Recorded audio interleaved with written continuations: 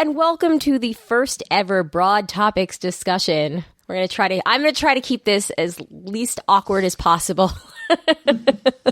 My name is Colleen. My name is Amanda.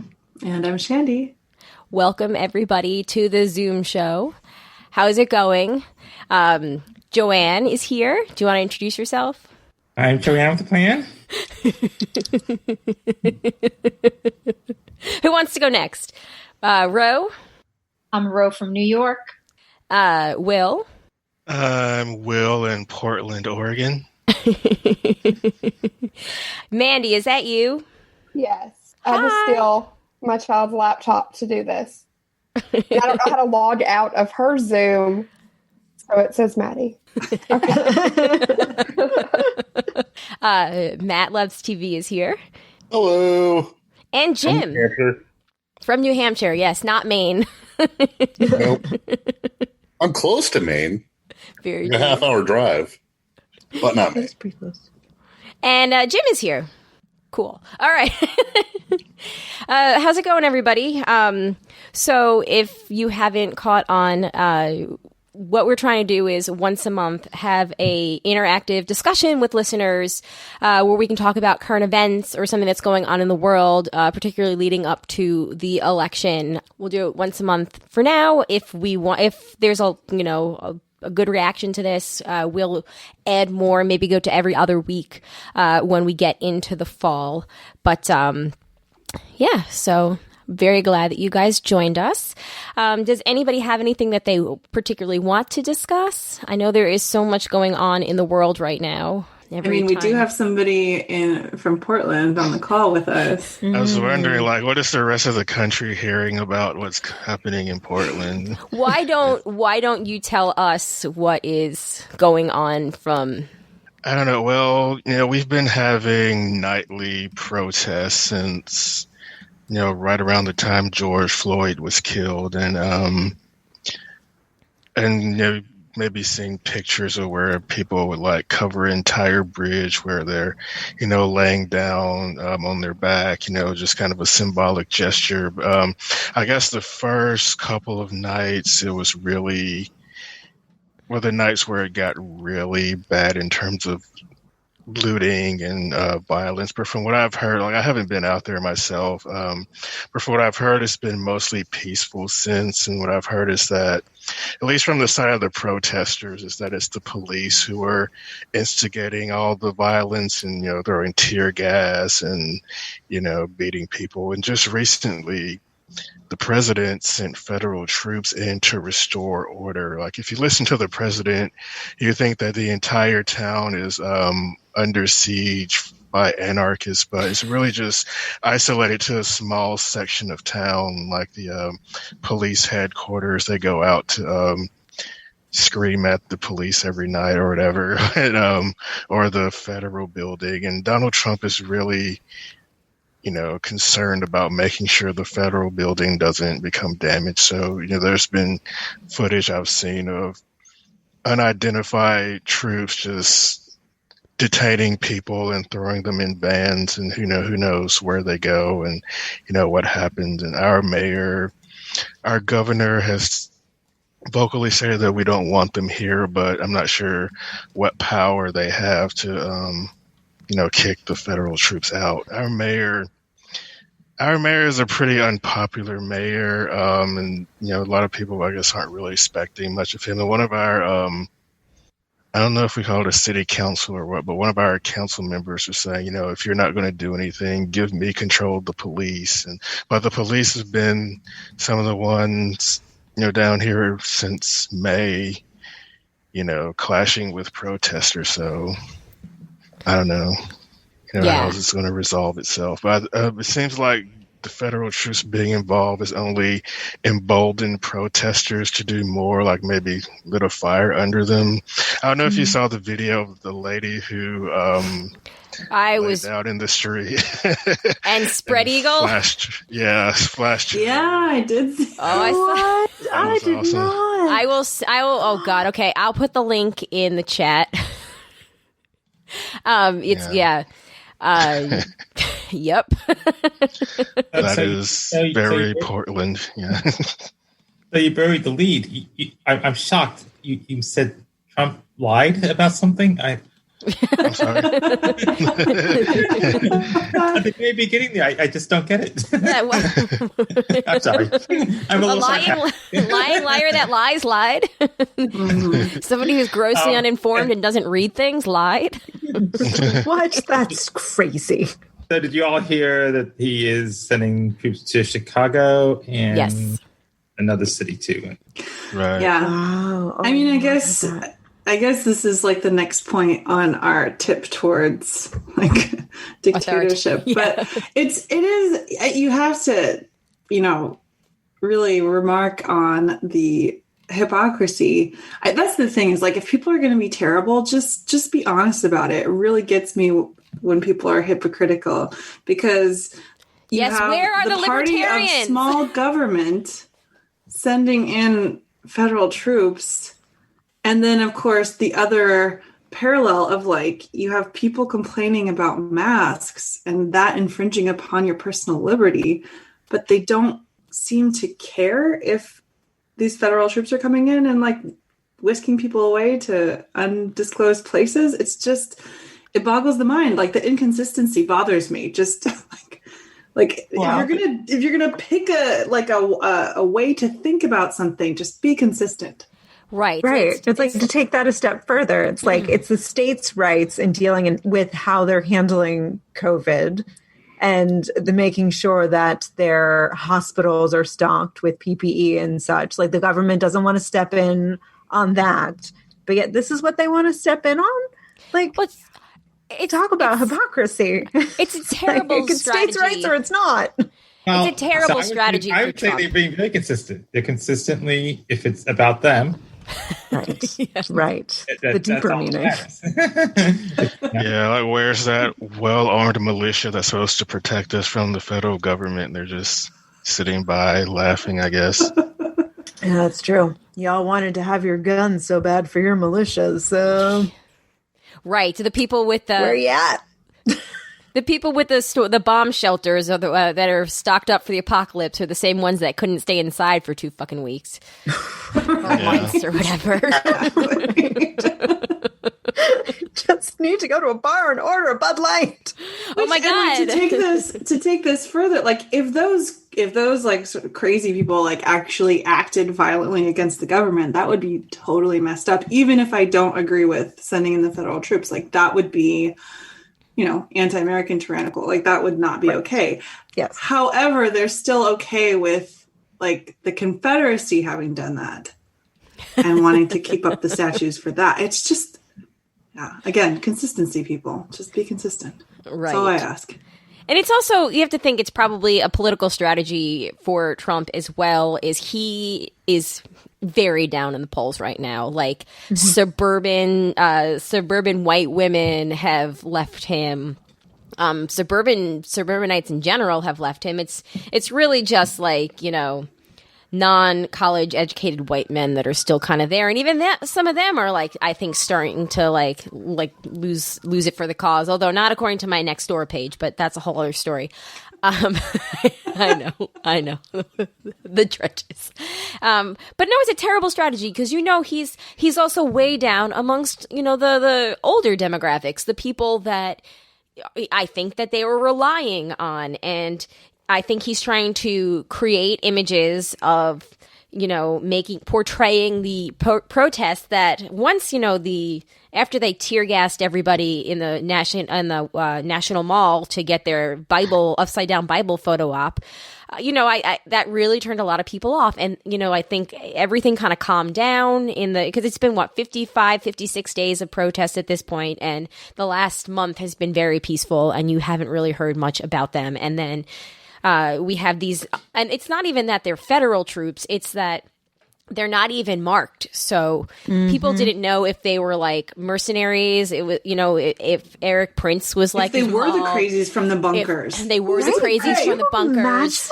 Like they those didn't. poor protesters. How Right, scary. like they have no idea who is kidnapping them off the streets, literally forcing them into unmarked vans and detaining them, like, and just no idea. So I think he's trying to create a like an anti-law and order, sorry. Sometimes my accent makes me whatever. But I think he's trying to create like this narrative to try to bring in, to fearmonger and bring in some of the older people back to him, or some of the people who he lost because of his mishandling of the pandemic. And I think this is him trying to like create something so he could be like, it's not MS-13, it's Antifa. Look what they're doing. And they're going to do this to all of your cities. And this is what's going to happen if you defund the police. And I don't even know how many people are buying it at this point. I don't know. I feel like some people maybe are, but like some people watch The Handmaid's Tale. They get it. Hopefully. So the only very reminiscent. The only thing I disagree with you on with that, Colleen, is I don't think he has any idea what a narrative is. All right. Okay. I think Stephen Miller and Jared Kushner and Bill Barr are trying to do something. Might, but he does not. He just does things. And anytime you try to assign reason, to him, I think you're giving him too much credit. That's very true. I think once upon a time, he was able to carry a full narrative because it's, yes, he's unqualified in just about every way possible, but in his heyday, he is an incredible marketer, and that's how we got here in the first place. But people are sick of that shit. Yeah, but I think we're now seeing, read whatever you want, but like we're seeing a Trump that is becoming unhinged by the second. So yes, I think he no longer can hold the thought, but he's still trying to play from the same playbook, even though his mental capacity is because that's his mental capacity. Because maybe where it once was, stoking fear, sowing chaos, pitting people against each other. That's always been his playbook. Because he's a narcissist, because he's a sociopath, because he's just a fucking scumbag. And I think at this point, with all it, just people they're sick of it. They're sick of it. Like I know my family. I don't know if they're going to vote for him or not. I expect it's going to go half and half. I expect at some point, I don't know, killing babies after they're born is going to come back into play, and it's going to get the Catholics back in line or something. I'm not really sure, but I do know that my family has stopped watching the news because I think that they know it's wrong, and I don't think that they can handle it. And I have to imagine that there's a lot more like swing voters that, generally they're right-leaning independents that, tend to vote, more conservatively for certain things. I think that a lot of them are not buying it and they're sick of it. I mean, aren't we all tired of, being at home? I think there's no plan. Sorry, go ahead. That's all right. No, I think a big piece of all of this touches on little bits and pieces that we've heard just in the last few minutes. It's like this government is, and especially this crazy president, they're sowing seeds of fear, and they've always been sowing seeds of fear. And when we look at what's happening in Portland, and we look at what's been happening all throughout, not just this pandemic, but all throughout the last, 3.5 crazy years, is we think about how they're trying to make everybody fearful and angry and reactionary. And, it's good to hear, Colleen, that maybe some people in your life are maybe moving more toward a middle lane, because I feel like one of the biggest problems we're dealing with, and one of the things that makes me want to bang my head against the wall and makes me want to give up in some senses and say I can't do anything about it, is that people have chosen their lane, and no matter what they hear, they're not willing to shift into a different lane. And so there are people in my life, and I've been questioning a friendship very much, which has been weighing on my mind so much that I've had nightmares about it, because I feel like no matter what you say to somebody, they don't listen to you. They only want to confirm their own narrative. And, someone was asking me about this call that we're on tonight, and I was saying a lot of us are like-minded. There are a few people in political overflow who maybe have some differences of opinion, and there are some of us here who have certain issues that we feel strongly about, but a lot of us are very like-minded, which is great, and I'm happy to have it. But what do we do about those people who, and I'm going to be very ethnocentric and egocentric right now, but what do we do about those people who are wrong? They're just flat out wrong. They're believing fake news. they're claiming that we are the ones who are making the fake news, but they're believing things that aren't real. And we end up in situations that are dangerous, like what's happening in Portland, like what's been happening throughout. So anyway, I know that was a long rambling speech, but I want to figure out ways that we can help people to actually see what's real. I don't know if anybody watched John Oliver last week, tonight. Oh, it's new? It is new. I just watched it today. Yes. Okay. I was going to say the end of John Oliver when he had all the celebrities like Alex Trebek on there. It's John like, you don't Cena. believe what I say. Listen to what it was really good what he did at the end. Mm. Oh, I'm going to watch it as soon as we're done. It was great. It was really good. Okay. His point was about people believing conspiracy theories. And so then he got all these celebrities like John Cena and Alex Trebek and who was the O'Hara.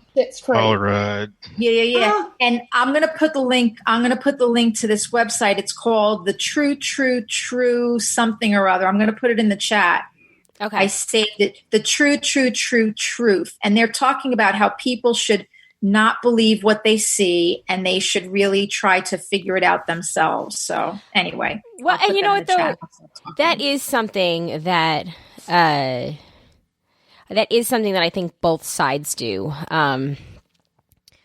Because today we had that shooting with the federal judge in New Jersey, and so I'm sure everybody here has heard, but if anybody who has listening hasn't heard it yet, there was a shooting. So yesterday, somebody dressed up as a FedEx delivery man shot and killed the 20-year-old son of a federal circuit judge in New Jersey and injured her husband. And she had handled some high-profile cases, and immediately people latched onto the fact that she was assigned to the Deutsche Bank Epstein stuff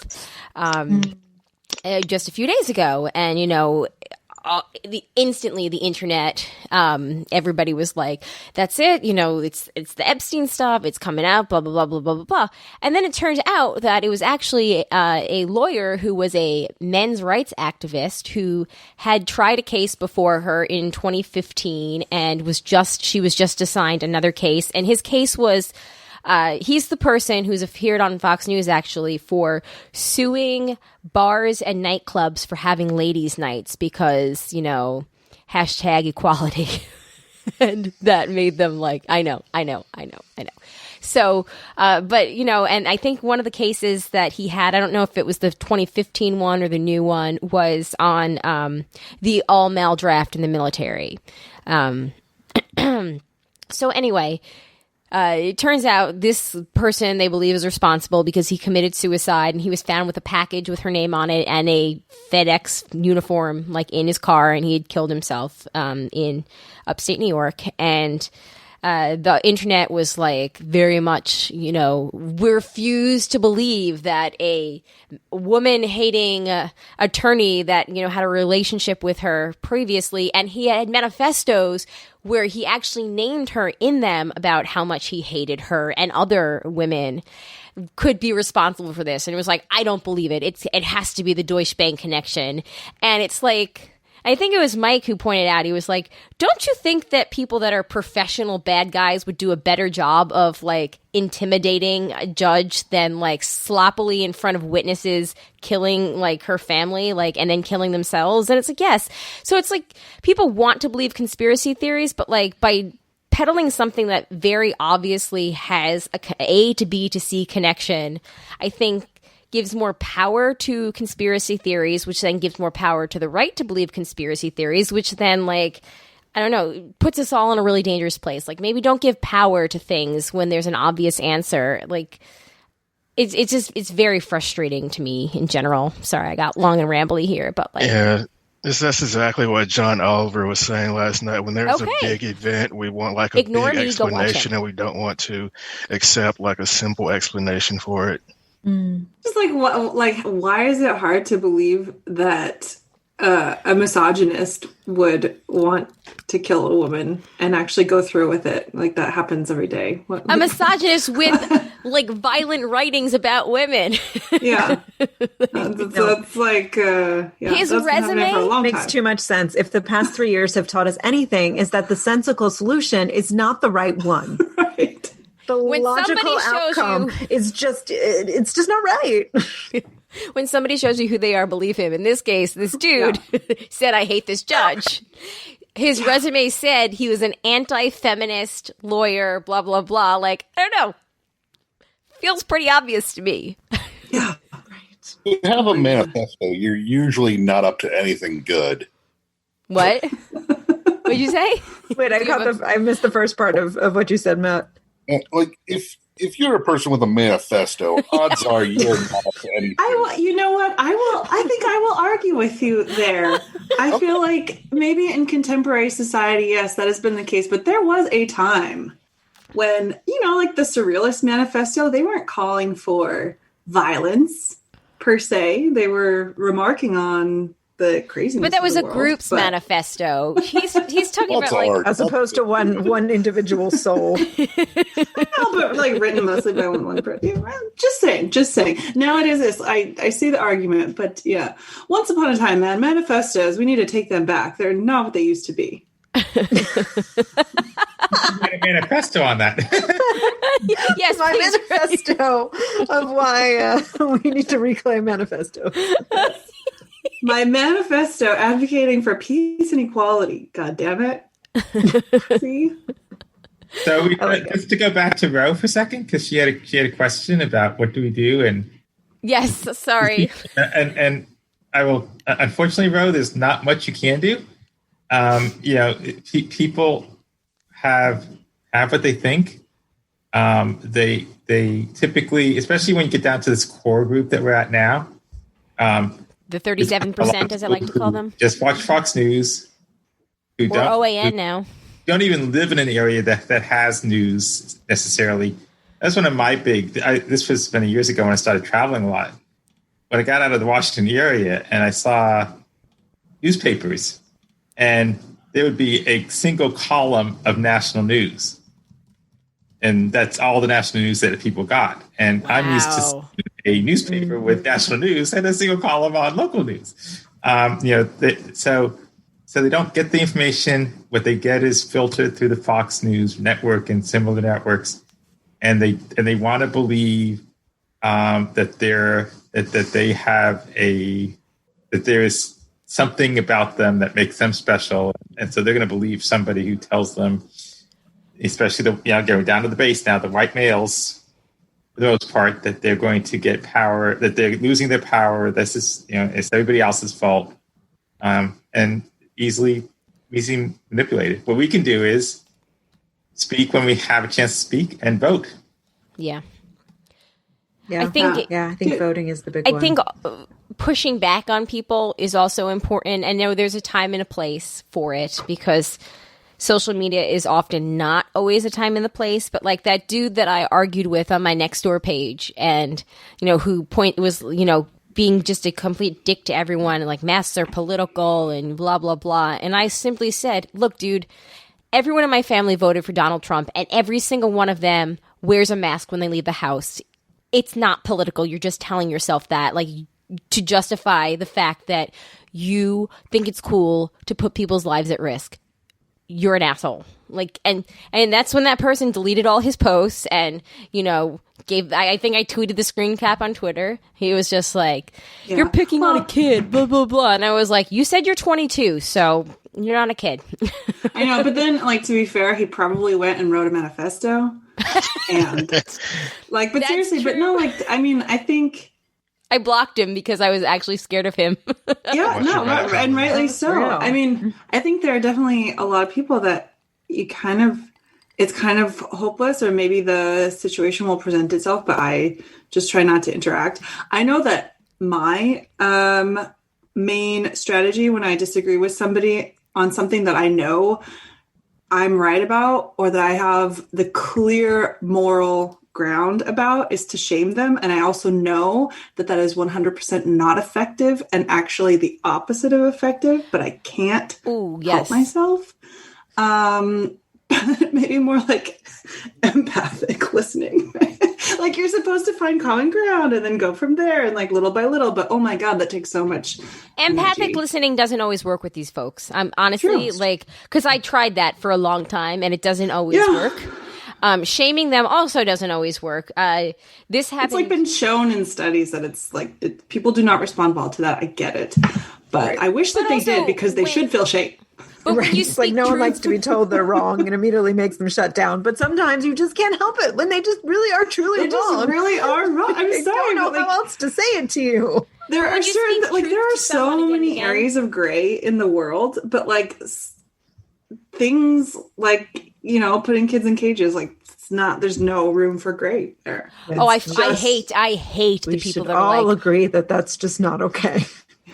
I know there's a side note, and I know that I've been going off on this for like 2 years, but I hate the people that are like, well, their parents should have brought them here. Well, their parents, they broke the law. Well, Obama didn't. It's like, wrong. There's and no wrong. well, but That also does not take away from the fact that there are children that have still not been reunited with their parents, and it's still happening today because as I think you guys all watched John Oliver, as you've seen. It was John Oliver, right, who pointed out the fact that, or maybe it wasn't John Oliver.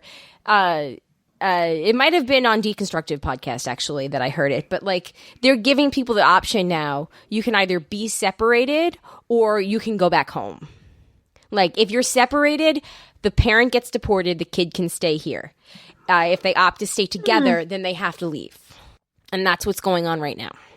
So it hasn't gotten better, like...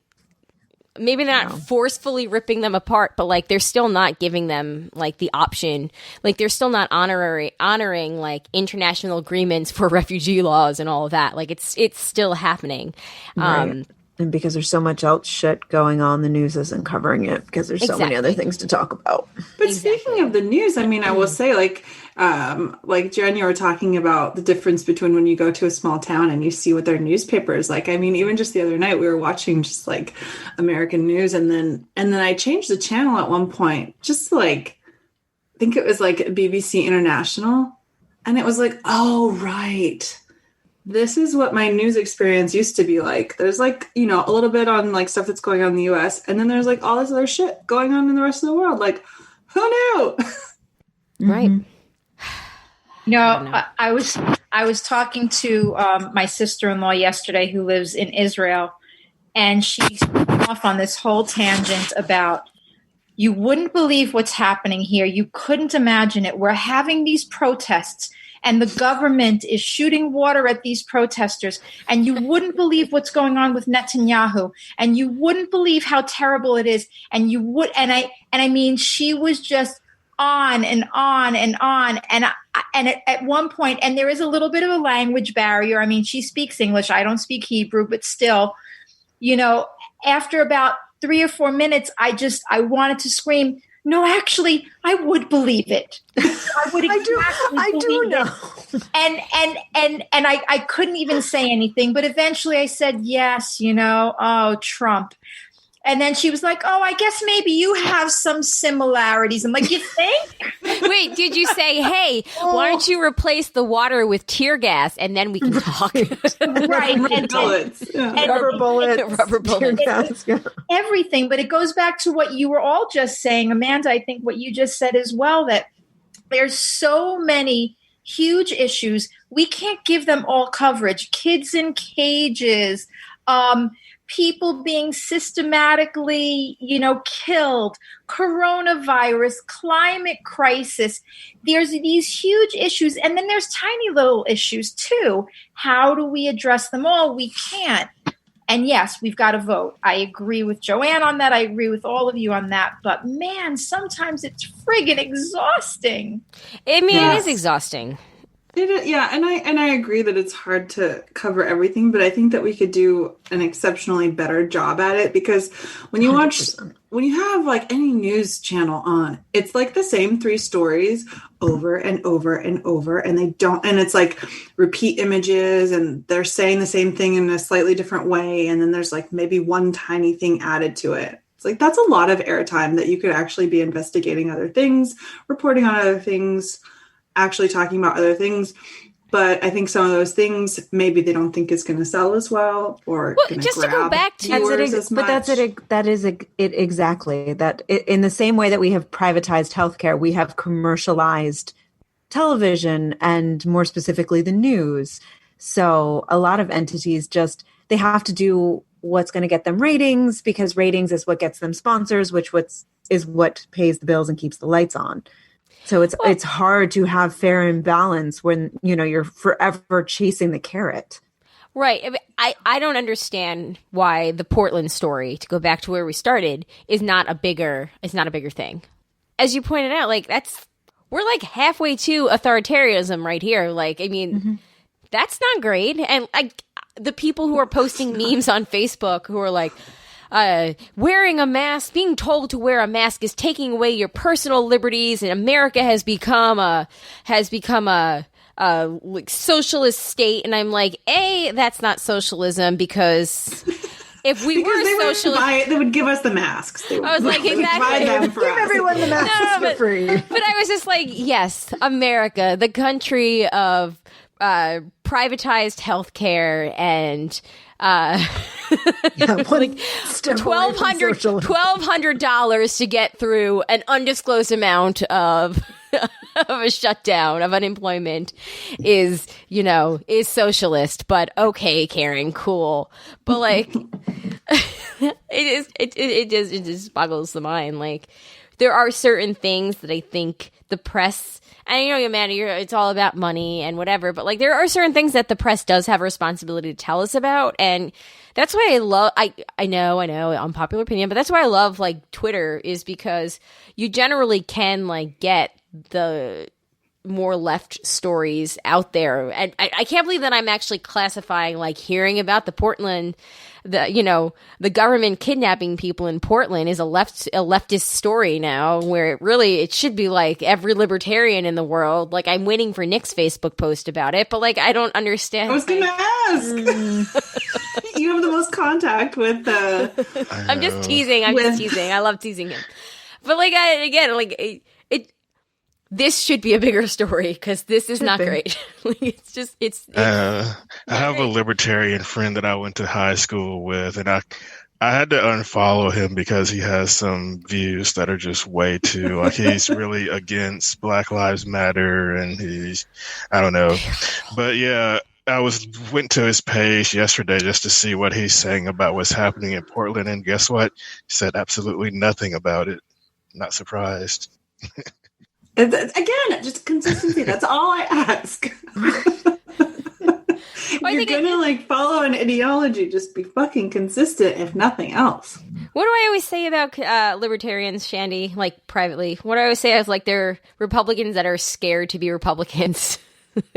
Yeah, I always say they're fence sitters that just want to sit on the fence, and they're both just as bad. But you know what? They're always the ones. They're the people that we were talking about that, or because I was going to mention this before, is there are certain people, and I think this is part of the 37%, that just want to be the victim. They have the persecution complex, they just want to play victim, and some of them are going to sit on the fence, but they're always going to fall to the side that's least popular, because they want to, cry and make a big scene about how nobody likes them, so then everyone can be like, oh no, you're a great person, we can all disagree, we're all friends. And it's motherfucker, if you're okay with the military kidnapping people and not identifying where they're from, or children being ripped from their parents and locked in cages, then I don't know, maybe you're just wrong and you're a terrible person. You're not a good person. You suck. You suck. And somebody should tell you that you suck. Reflection.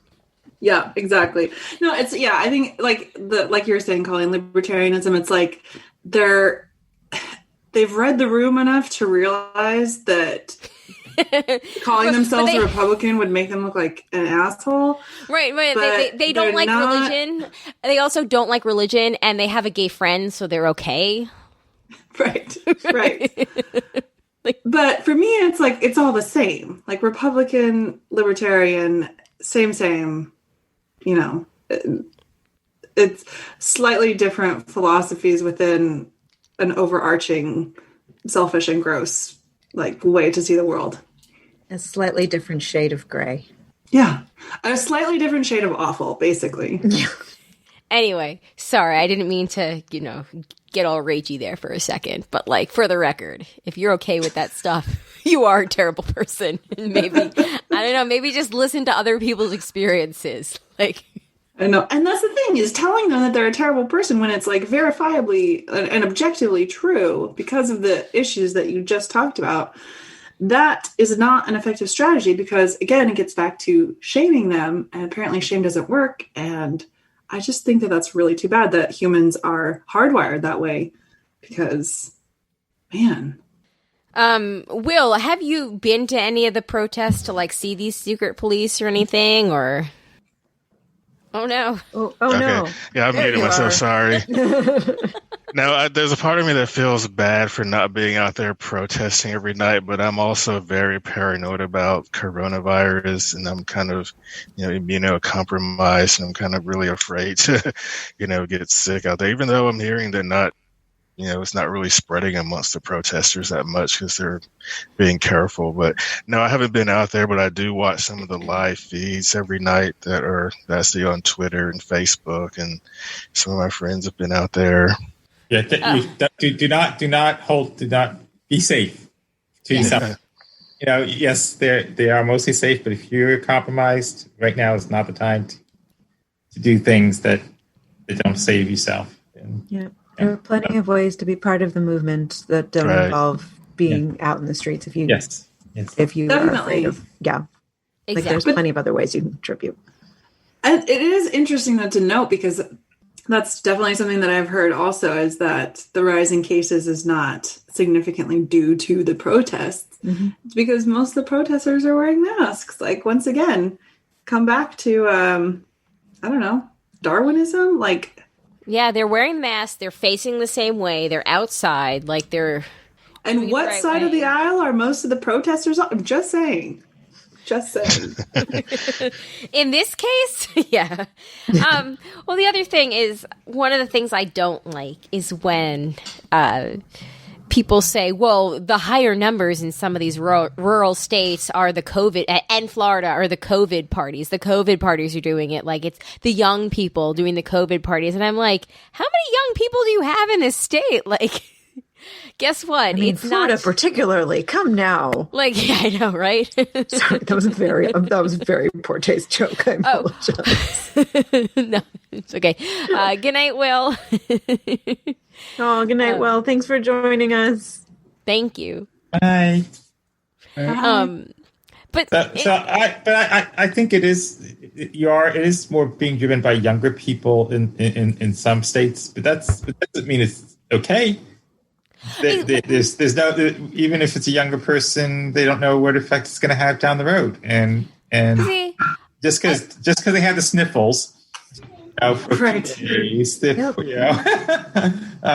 Yes, our wonderful president. the way that Tennessee, so the Tennessee numbers, they said towards the end of last week, that the three counties that were the highest were Nashville, Davidson County, where Nashville is, Shelby County, where Memphis is, and then the county I live in, Rutherford, was the third. And those three counties made up 50% of Tennessee's numbers.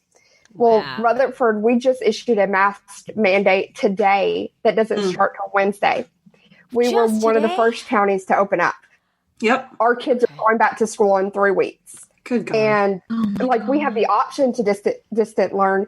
But today I was on a call with the school district where they were answering questions, and 7% of the kids in the county have already opted in to do the distant learning of all the schools. So How many percentage? anyone, if you were in Nashville and you wanted to go out and go have a Bud Light at a bar or whatever, you would just come to my county because we're open for business. We don't care. Yeah.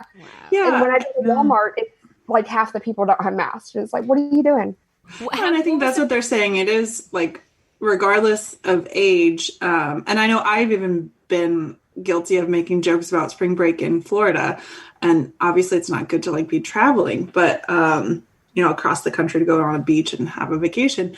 But I think what they're saying is really affecting it is being in an enclosed space. So if dine-in restaurants are opening up, then I think that's where this is coming from.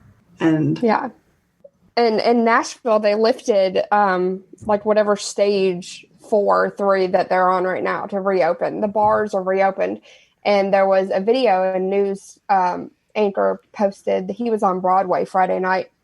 And it was just, he drove down Broadway and there was people everywhere on the streets. The bars were open, all the honky tonks. No one had on a mask. No one was away from each other. It's like, what are we doing? Wow. Yeah. It's like, we're never going to make it to this. You know, there is like the second wave is worse, but it's like, we're never going to make it. We're never going to make it to the second wave if we can't just buckle down and just do what we're supposed to. Right. Doesn't everybody want nice things? I know. Yes. It's like, to a certain extent, part of me, none of me understands why people are upset at being told they have to wear a mask. But at the same time, you shouldn't have to be told. Yeah. You should just do it because it's protecting you and it's protecting others around you. It's like, if everyone just took it as their responsibility as a active participant of our society, we wouldn't have to have a mandate. Yeah. That's the whole problem, though, with libertarianism and that sort of mindset. And that's like what is wrong with what's going on right now, is that there isn't that care for others and there isn't that concern for like being part of society. For me, libertarianism is completely asocial, antisocial. It like, you're not wanting to be part of a society, even though you're reaping all the benefits, because libertarians are not just like out there roughing it by themselves. Let's be clear. Right. But yeah, you have to have that mindset. That's why the mask is the perfect symbol of like, do you care or are you selfish? Mm-hmm. Yeah. And let's bring it full circle back to when we were talking about the hypocrisy of things, because people want to say, oh, it's okay for your store to say they're not going to serve me because I'm gay, or it's okay for you to say, you know, I lost my train of thought from the other thing I was going to say, but for me, my government can't tell me to wear a mask. Oh, I know the other thing that I was going to say was, and it's okay for my company not to provide my people with birth control pills, but we are going to pay for your Viagra. So that this we're full circle. Ooh. The hypocrisy of it all, and this garners more and more frustration. And then again, here we are. What do we do? Because everybody's back in their own lanes. Right. I don't know. And it's like when someone is so set and so unwilling to see that hypocrisy, it's hard to try and make someone turn on a light when they don't want to. As they said in The Dark Knight, one of them, some people just like to see the world burn. Yeah. I don't know who said it. I just know that quote is from there. That was Dark Knight. Oh, he said it. Okay. Yeah, that was Alfred. No, Alfred. Alfred. Oh, okay. Yeah, Michael Caine. Oh my! Yeah, I know Michael Caine. Is he problematic? I hope he's not problematic. I love him in Miss Congeniality, and he's Ebenezer Scrooge. Oh, great! The best of the Christmas carols. Can we all just? If we agree on nothing, can we all agree that Muppet Christmas Carol is the best of the Christmas carols? 100%. 100%. Okay, Jigs. Great. Common ground. We did it. Yeah. But God, let me just live in the next 30 seconds before somebody tells me how problematic he is. I'm sure he is. He's an old... Now I'm just thinking about the Christmas Carol and how it's a timeless story of a Republican finally learning to care about something other than himself. It's part of the liberal socialist agenda. He probably is a libertarian. No, it's part of the liberal socialist agenda that he shares all his wealth at the end. Or, I got a quick question for everybody. A slightly different subject, but along the lines of our wonderful president. Anybody take the test? No, but the test is going around online, and I saw it right before we started. It was tough. It was tough. I had a hard time, but I aced it. I have. Did you get the elephant right? I can tell what a camel, a rhino, and an elephant are. Yes, I can get it out. Hold on. My favorite. I always knew you were smart. My absolute favorite part of the Chris Wallace Donald Trump interview from this past week that aired on July 19th was when they're arguing about the cognitive test. And he's like, well, the questions at the end are really hard. And Chris Wallace is like, well, one of them is like counting backwards from 100 to by 7. And Trump keeps going. And Wallace is in the background. He's like, 93. and it's multiple choice. I didn't even realize this. It's not just it's multiple choice. And it really says something when the president of the United States thinks that counting backwards from 7 is hard. Because you just go by multiples, right? Right. And it's right there in front of you. You have 4 choices. I was thinking that would be hard to do in my head, but like with multiple choice, forget it. No, sorry. No excuse, sir. It's like answer A, 95. 90, 99, 90, good old 93. Finger math. Like, you got your tools to do it right here.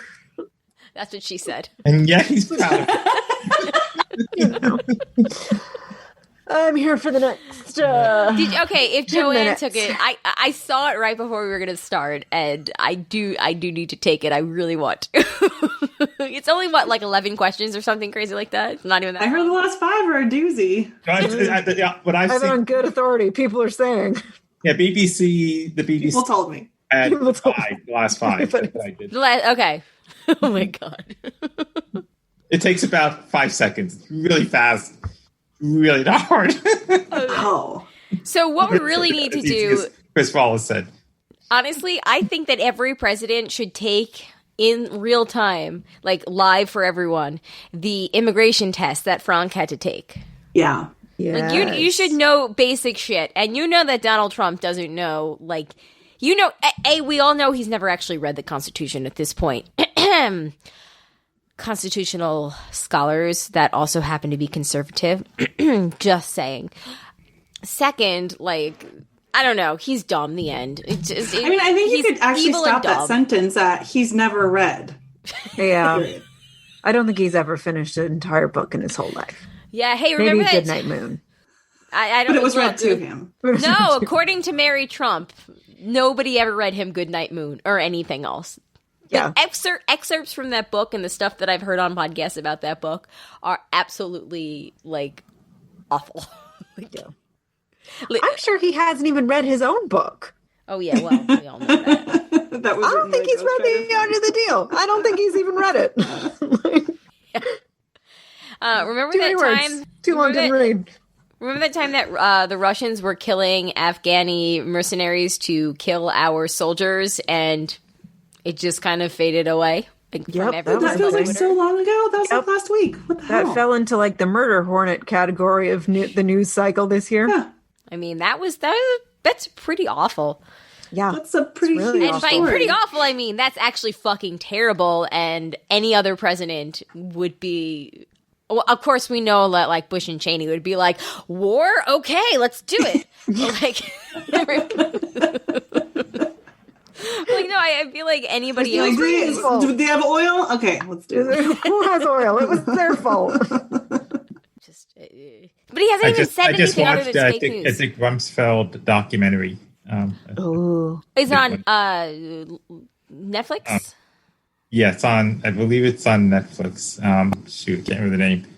But it was funny. Was at the end the documentationer said, "So why are you doing this?" And he says, "I don't really know," because he was clearly not being. He wasn't made out to be a wonderful person in this, and yet willing to sit down with this guy, and he was. So it was well done in terms of really pointing out things about him. But so he's a narcissist too. Yes, I think that was that. Yeah. In the last couple of minutes here, everybody go out and take the test. Maybe we can all compare scores. Yes, Matt. The Unknown Known is the name of the documentary. Documentary? Okay. The Unknown Known. The Unknown Known. That sounds like the Royal Juror. Yeah. It's by Errol, Juror. very famous documentarian. Errol Morris. Yeah. Thin Blue Line. Oh, yeah. Which I also have never seen. I should get on that. Great movie. Yeah. So I've heard. Other things that happened real quick over last week. The Roger Stone commutation, wasn't that like within the last week? It's really hard to figure out time sometimes. that happened within the last week, right? Us too, maybe. Yeah. Oh, I think it was last Friday because it was like a one of the Friday night news dumps. But we they're also getting so good at those, the Friday night news dump. Yeah, but everybody's onto them because just like with everything else they do, they never change up the playbook, and it's getting easier and easier to catch on. John Lewis passed away. Congressman Lewis, which was really sad. That was tough. I know that one was a tough one. Did you guys see? And I think Matt just pointed out in the chat. Matt Gates. No, not Matt Gates. Marco Rubio tweeted this like in memoriam thing to John Lewis, but he put of himself and John Lewis, but it was actually a picture of himself and Elijah Cummings, who passed away a couple of months ago. I know. Oh my God. I know. It's time for him to now release like a secret child that's not his. But my favorite, so then Twitter did what Twitter does, and they started posting pictures of people that were unrelated, like to the tweet. And my absolute favorite one was Marco Rubio is having a tough day, and it was a picture of Matt Gaetz. I laughed. It's like, they're both jackasses, and this is hilarious. But anyway, rest in power, John Lewis, because, hopefully they'll rename the bridge after him, except, speaking of I think that's got to be a given. The Trump interview, did you guys hear what he said in the interview with Chris Wallace? No. So he was like, and the Democrats want to defund education.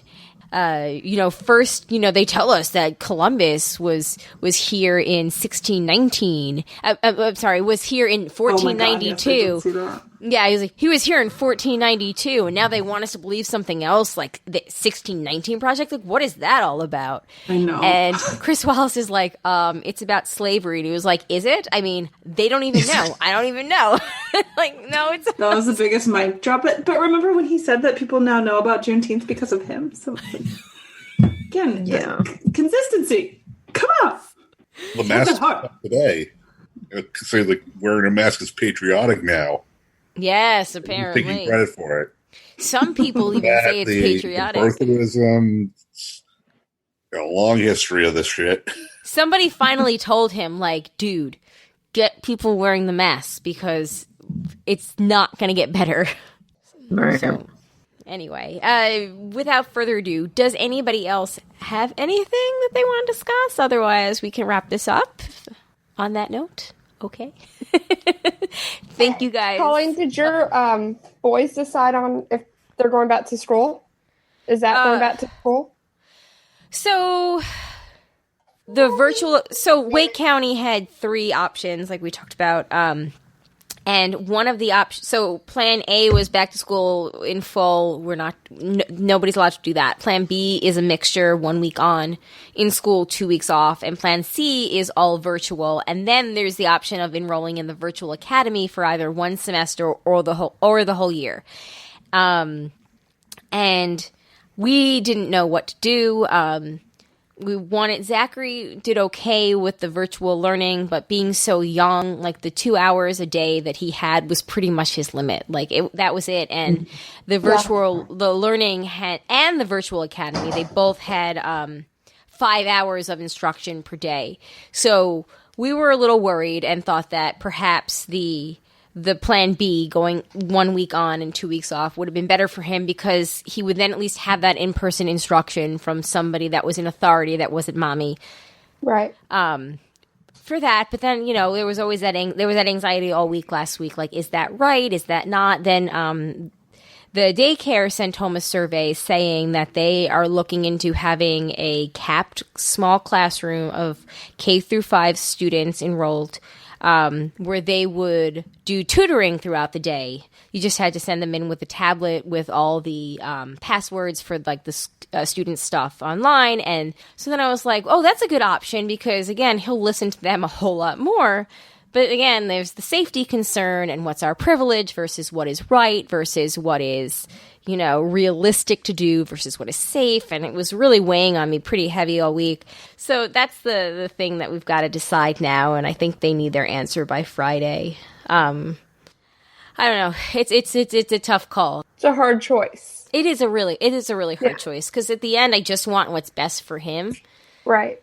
And like his absolute max was the 2 hours. Like, he was done by the time we were done with it, and it was tough for him again. And he was just like, "Why do I have to do this?" And I was like, "Because you have to learn." He was like, "That's not a good enough answer." And I was like, "I don't know. Do you want to be stupid?" But also the way that we learn things was different than the way they learn it now. The way they learn it now is stupid. It doesn't make sense. Yeah. Like, to me, it doesn't make sense when Maddie comes to me with a question, especially with math. She asked me a question, and I'm like, I can give you the answer. I can show you the easy way, but you don't know the easy way. You learn the hard way. Go ask your sister. Yeah. Because she gets it. I know. I don't get it. But I don't know. We have to see. I feel like I'm leaning towards doing the program there, just because I feel like for him, that would be the best. I don't know. So ask me next week. You have time to decide. I have time to decide. Open enrollment for Virtual Academy is closed as of 5:30 today, but it's going to reopen again in a day and a half. And then I'll start the process of thinking and being stressed all over again. But anyway, sorry, long tangent for me. If anybody out there would like to participate again, the Zoom links the link is in all the Facebook groups. Message us or message me if you need it. Or you can, if you're friends with somebody on this call, you can message them. All we ask is, if you want to participate, you be kind, you be respectful, you don't discredit anybody's learned experience. So if somebody shares a story and that's not how you have experienced it, don't sit there and tell them they're wrong. I don't think that's going to be a problem with anybody. As Amanda pointed out today, this is a discussion, not a debate. So we want to make it a place where we can all learn from what each other are saying, versus making somebody feel that, what they have to think doesn't matter. But I will say, if you think that kids in cages and the government kidnapping grown adults off the streets is okay, you're still going to be wrong, and we're going to tell you that. But I think we're going to be okay here. I think so too. Thank you to everyone who joined us. It was really great.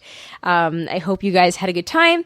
We will be live again next month for another broad topics discussion on Monday, August 17th at 9:15 p.m. Eastern Time. Again, the link will be everywhere except Twitter, because I learned the hard way last time. And that's it. We'll be recording a new episode later on today as this comes out on July 21st. Feedback for this, feedback for anything, broadcasters3@gmail.com. You can give us a call, 331-276-2373. As always, we appreciate you listening. On that note, my name is Colleen. My name is Amanda. And I'm Shandy. And that's Joanne and Ro and Mandy and Matt and Jim. And I'm sure Will was there at some point. Yeah. Will. All right, everybody. Peace out. Bye. Bye.